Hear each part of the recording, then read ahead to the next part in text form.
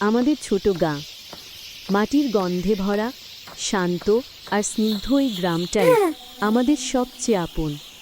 ছোট ছোট মাটির ঘর, সরু পথ, বাঁশঝাড় আর নারকেল গাছের ছায়ায় আমরা সবাই একসাথে থাকি, এক পরিবারের মতো। পাড়ার ছেলেমেয়েরা যেন ভাই বোন, একসাথে খেলাধুলা, দৌড়ঝাঁপ, হাসিতে ভরে ওঠে প্রতিটা দিন।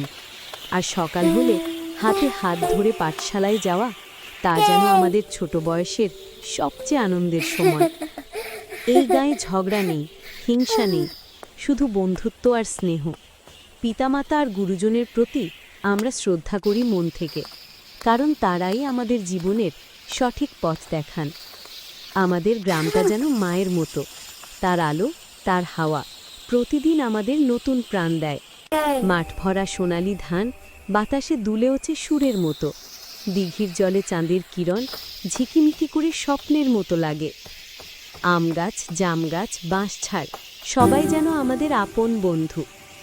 আর ভোর হলে পূব আকাশে সোনার রবি ওঠে, পাখির ডাক আর ফুলের গন্ধে পুরো গ্রাম ভরে ওঠে নতুন আশায়।